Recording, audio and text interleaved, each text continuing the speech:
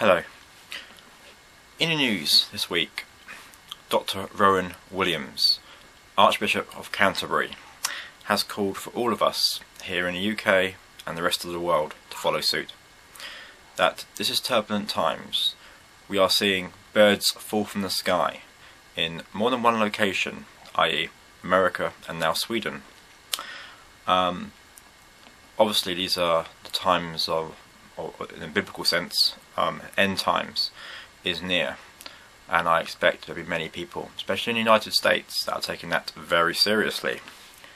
But in this moment of time that the world is struggling, especially the Western world and its financial status, with banks going bellies up in some of their dealings, as well as many of you know. But he's called upon us all to take action, to take lead from him upstairs. And nothing comes better.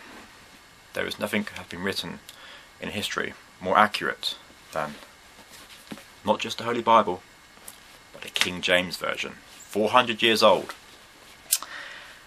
And this is going to heal everything.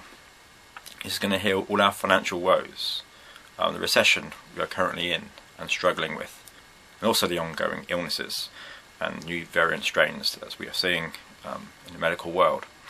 But I think I'm going to take action.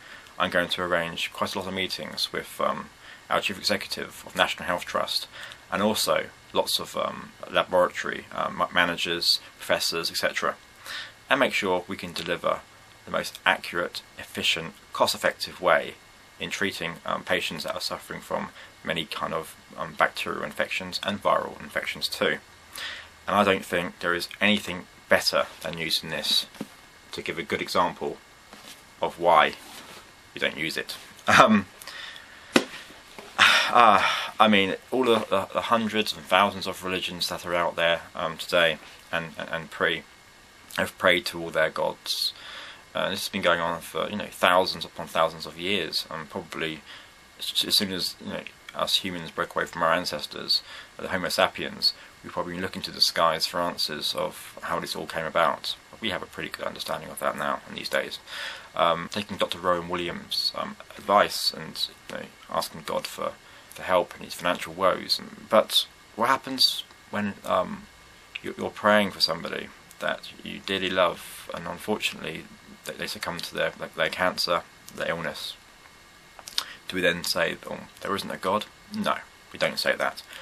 We basically turn it around and we say, obviously, they've gone to heaven, that was their time, and we make up lots of excuses to why this person our prayers have not been answered. But we make up excuses for this being, don't we? I hear that all the time. If you go to the chapel, you can hear people praying and asking for their loved ones to become healed. And some of the time they do become healed, and that does happen. But there's times that they don't. And after all their praying, they make up excuses like I said, they're in heaven now. It was that. We do that, don't we? We seriously do that. But no, I don't think the chief executives would allow me to say we'll start using this instead of using antibiotics, because when you look at Leviticus, about healing people with leprosy. We don't kill two birds and dip one in blood and sprinkle it over the patient and around the house, etc. We just don't do that. I mean, that's just insane, and it does sound like voodoo, as I've mentioned. And thanks for watching. Loz.